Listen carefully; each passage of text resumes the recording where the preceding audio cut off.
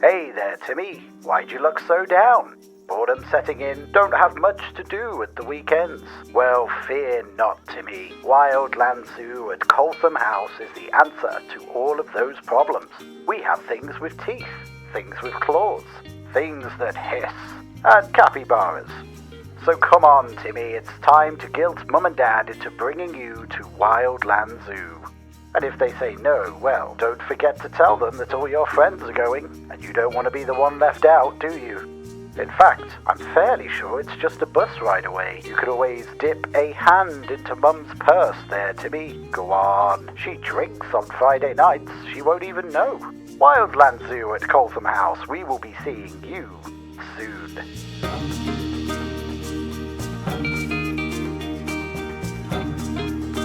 Hello, welcome back to Wildlands Zoo. Welcome to Season 2. We're jumping straight on in. No fanciful storyline to start us off this week. I thought I'd pop together a little TV advert. And so we're going to start off today, if you saw where we left off with our renovations, by jumping on into creating a brand new area for the zoo in the leftover area from our recent wildlife walkthrough. This used to house our foxes, badgers and deer, but they are gone, and we're going to turn it to something a little bit more thematic over the next couple of episodes.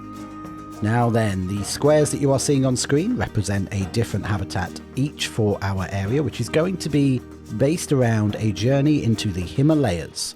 That's it, we're not going Africa yet, we're going to focus on the Himalayas. So we're starting off today with one of our key animals, the Snow Leopard, and we're going to do a joint dual enclosure, one for the male, one for the female. And so we're making these twin enclosures side by side. But then equally, we're going to expand that out to bring ourselves quite a few other animals. And eventually we will move on to our Asian area just further down towards the lakeside. Now for today's habitats, because we're making these twin habitats, we're going to essentially be setting a couple of initial heights, a couple of initial buildings. So we will be building our backstage building, but we're not going to completely finish that today. That's going to be more of a work in progress as we go through this area. Instead, we're going to just do a little bit of landscaping to get the heights where we need them to be. And we're also going to use this to mark out where a lot of the future habitats will sort of line up, hopefully should combine into one. We're also going to have the wonderful advantage, as you'll see later, of being able to tidy up some of the areas that we never really made perfect. A bit like the tortoises, this new backstage area will also now be able to incorporate an area for the tortoises to finally have their own indoor setup. So that's what we're doing there. We're just setting up our initial landscaping, getting a nice hill built down the front of our twin habitats. And these are going to be very similar, but they're not going to be exact copies of each other. I want them to be slightly different.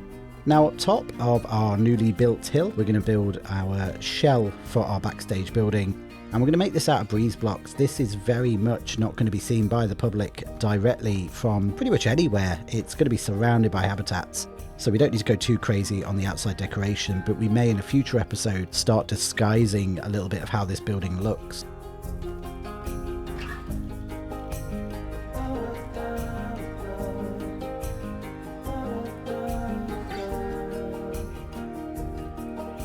Now once we've got all that set up, we're going to jump in just to marking out the areas. Now I'm going to put this staff path right up the middle, and that's going to allow the keepers to get from the guest area all the way up to the staff building.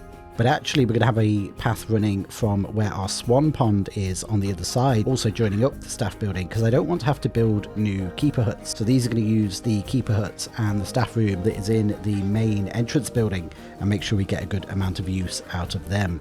With that area marked out, we're going to do our age-old texture on top of texture setup. This isn't going to be too important because we are then going to move on to covering the area in these tundra rocks. Now, this whole habitat is based off of the Snow Leopard enclosure at Chester Zoo, which is pretty much all blue slate, and it looks amazing, but it's full of these tiny little rocks that if I made it in Planet Zoo like a lifelike recreation, we would be thousands upon tens of thousands of items, and that won't be great for performance going forwards.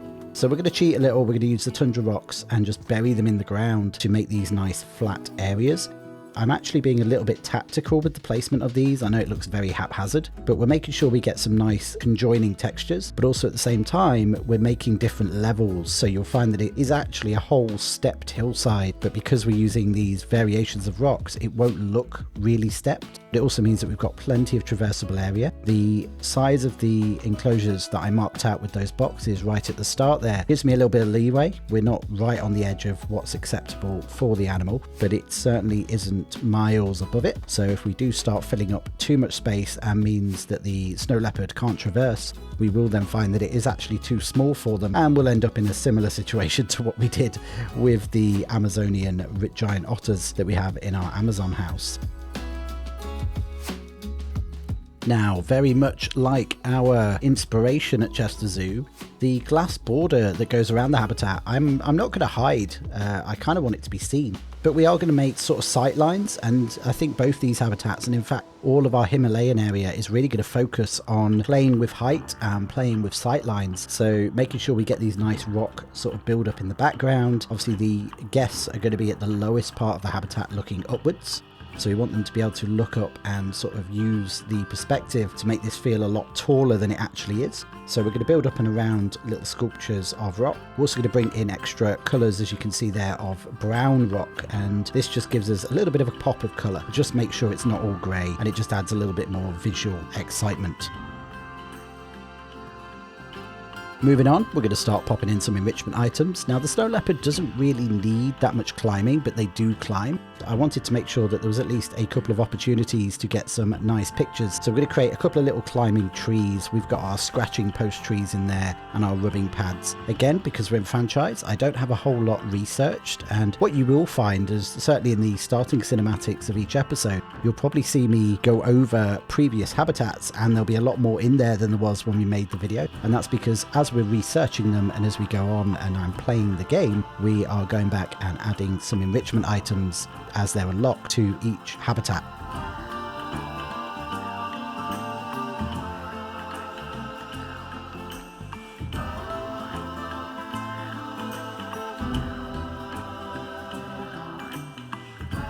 As I say, we're not going to go too crazy with the climbing in here, but I'm going to make a couple of platforms, one in each habitat, just so that there's an area for the leopard to sit on top and give the guests some really photogenic opportunities as they are framed by the light and the sunlight coming down. Now, it was starting to look a little bit bland, so I went back and added a couple of white rocks in there just to add a little spark of lightness, and I think this worked really, really well.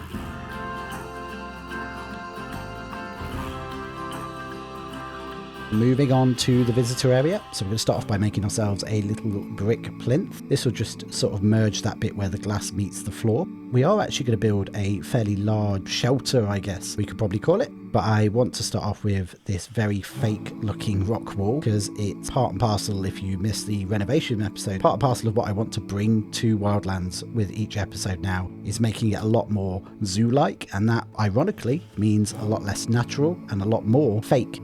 So we're going to build ourselves up some walls using the big faux rocks for that. And what I'm actually doing here is we're going to be making a door that sinks into the wall. You'll see that in a moment. And again, all of that is just building into the fact that these are just bits of concrete made to look like rocks.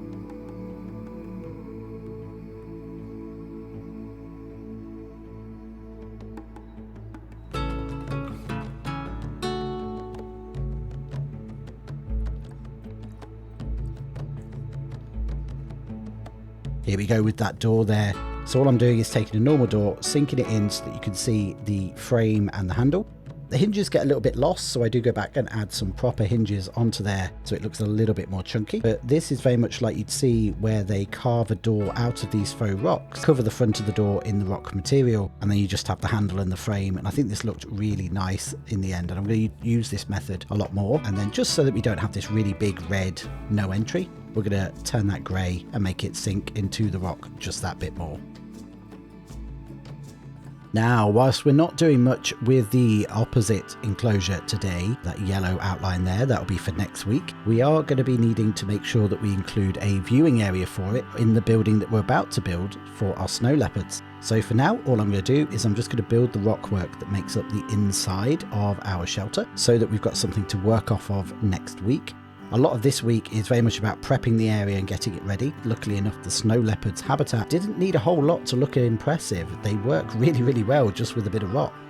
This was also the opportunity to use the faux rock arch. I've never really liked this. It looks a bit too small, but I thought I'll give it a go. And what we're doing is making a little stone plinth for them to sit on. Again, just using the same 2 or 3 faux rocks, just rotating them around to get different shapes. I'm going to build them up, lift it in the air so that it's a nice walkway through.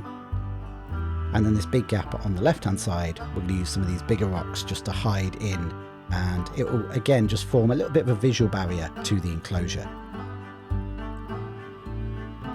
One important thing when you're doing a habitat that is big and looming over the guests is to make sure that we get a couple of little hidey holes. So what I have been doing as we've been going around is making little peep-throughs where the rocks sort of part. You can see through them through the glass, and it's like this little secret angle of the habitat that you won't see from anywhere else. Again, I just love those at zoos. I love being able to walk around and the anticipation. You look through a little window and, oh, look, there's an animal. So yeah, we've got a couple of those in, and we're going to be using those quite a bit throughout all of the builds that we do in this particular area. Moving on then, just because we are having wide open glass does not mean it needs to be left as it was. So we're going to use the metal beams here just to make a frame.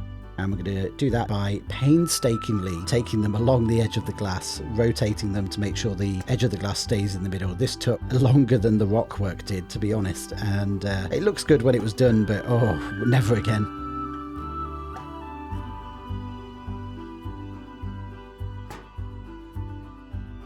Now, I'm a big fan of adding water to each habitat, so these are no different. We are going to have these little pools, and for this I want to make a little waterfall, so I'm going to use the water effects, but it's the first time I've ever noticed that you can change the colour of the water effects. And actually, just by taking down the colour to a little bit more blue and a little bit less white, this looks so much more subtle, and it works so well. These look like icy waters that are just melting. And here you can see me going under the water trying to find the little nodule. Quick tip for anybody that loses them: turn off your camera collision, go underwater, you'll find it again. But yes, really happy how these turned out, and both habitats ended up with a little pool of bubbling, sparkling water.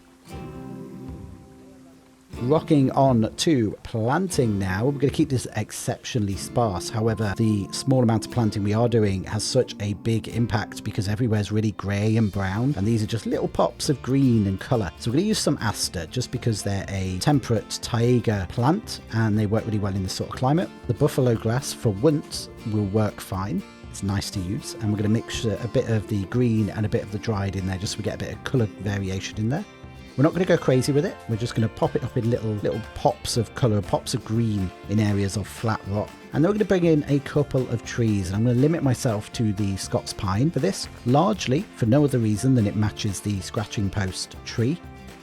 And also I love this angled or sort of blown over shaped tree. And I think it's great for a cat of this sort of size. Jump in, climb in, and it looks like it's sort of really lending itself to the habitat, and I really enjoy that. Again, always keeping in mind when we place it, what does it look like from below? How does it look from the bottom of the habitat as you look up the side of this mountain? We'll also find quite a bit of this comes in next week when we do our secondary habitat here, which will be a lot more temperate. There'll be a lot more grass, but even then the mountainous part of that is going to be really important, and I can't wait to show you all how that one turns out. Now, just to add a little bit of height, we're going to bring in some of the pea shrubs. Again, perfect place for them. And I'm just going to dot these around in little clumps, and again, not going too crazy. There's only probably 3 clumps per habitat, if that, and they're more just there to take up a bit of space. Finally, we're just going to knock down a couple of trees. This was more just so that the snow leopard has more area to climb, is able to get up and down from different levels without always going the same way. So as you see it move around the habitat, and it does move around the habitat a lot, there's plenty of ways for it to move about, and I just think that adds for a more interesting viewing experience, both for the guests but also for you guys as you watch the cinematics at the end.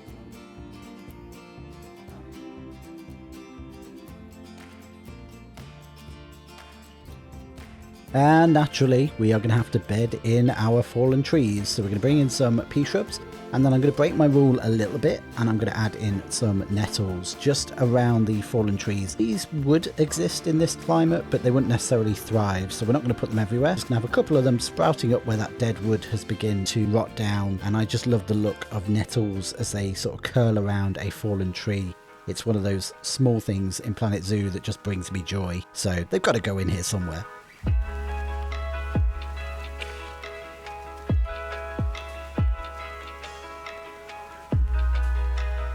Now, as you can see in the background, the planting is all done. We're going to move on to making our shelter, and we're going to build this in the way that you would build it in reality, I guess, by putting on a nice wooden strut roof. So we're going to run that all the way down the area I want to cover. And then inside, I'm going to make a rock wall. Now, I did try it out initially, as you can see on the left there, with just putting it against the faux rocks, but it was a little bit too bumpy. It sort of cut into the wood at places I didn't like. So instead, I decided I was going to make it out of the Indonesian brick. Colour that the similar colour to the rock.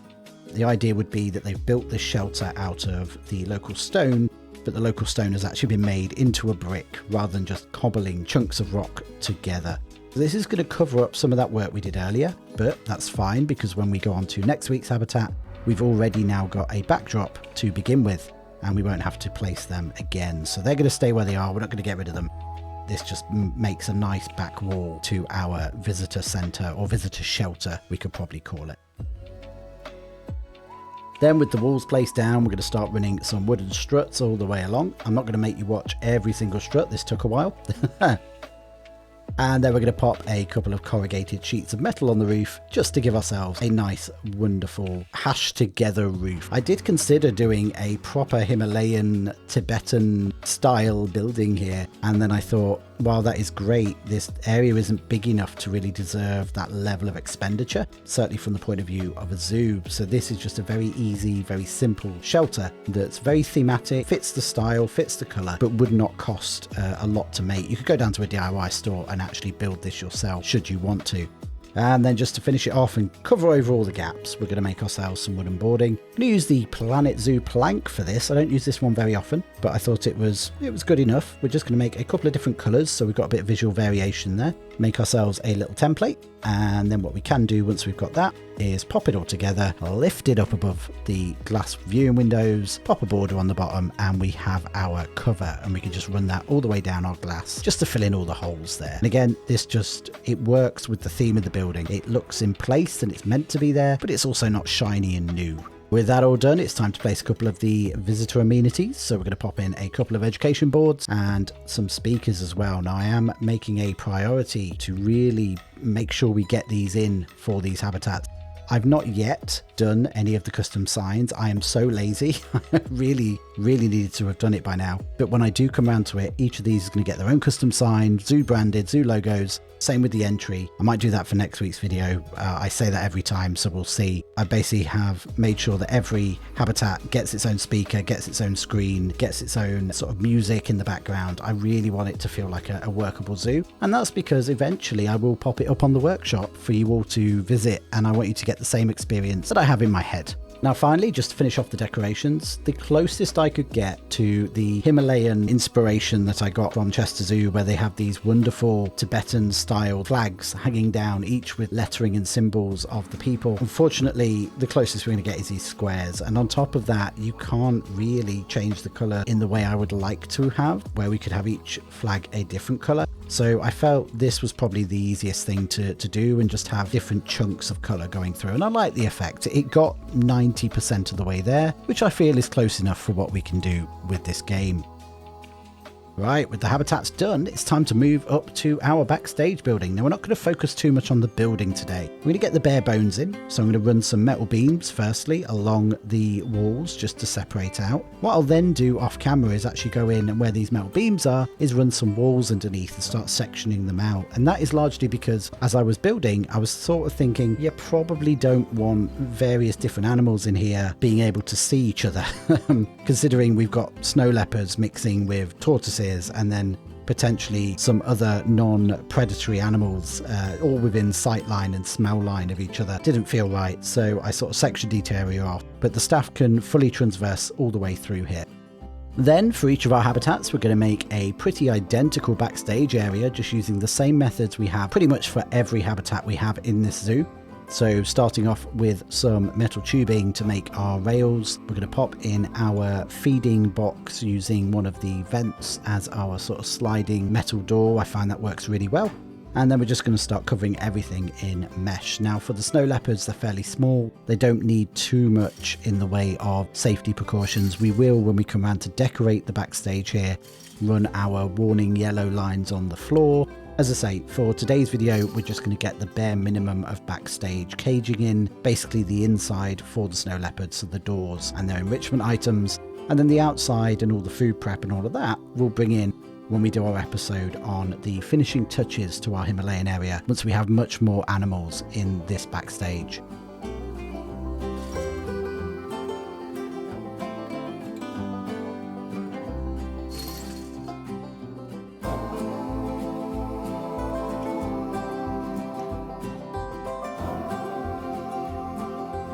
Now once we've got one done, all we need to do is copy it and add it to the other one. It really is that simple with these. They are pretty much carbon copies of each other. And then once we've got our backstage items in, we can start popping down a couple of enrichment items. Again, this was a trial and error process, and you don't see it on camera, but you'll probably notice in the cinematic some of these move around. We've got to make sure that the keepers can access them. And that's always a risk when you do habitats like this, where it's not just a flat habitat. They've got to try and transverse through the entire area to get to it.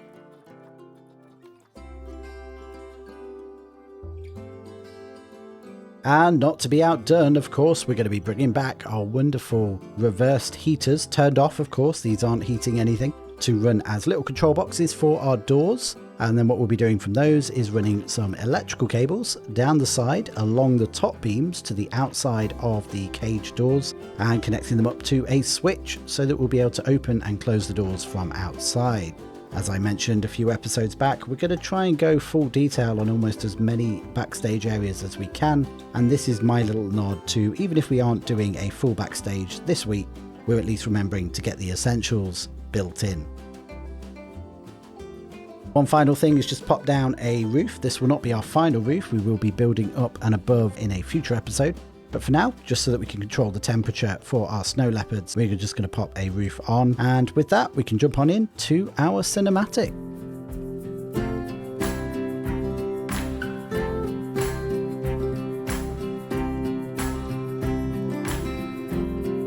And there we have our wonderful snow leopards walking through their mountainous habitat. But really, really love how this turned out. To think that this used to be the rolling fields that our deer and badgers were inhabiting, and now it is home to this wonderful pair.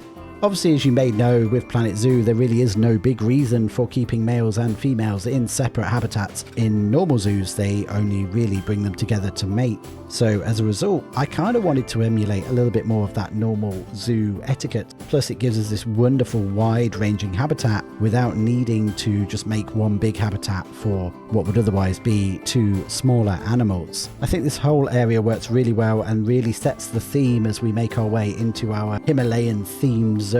The other habitats, the other animals are going to need a lot more planting. There's going to be a lot more green, but this area just brings that sort of stark grey tundra sort of feel to it, and it's going to make a wonderful backdrop for some of the more colourful animals to go in next week and beyond. If you enjoyed the video today and you feel like I've earned it, please do not hesitate to tippy tap that subscribe button. Don't forget to leave a like if you enjoyed it, and I will see you next week where we are going to press on into season 2 of Wildlands. See you then. Bye.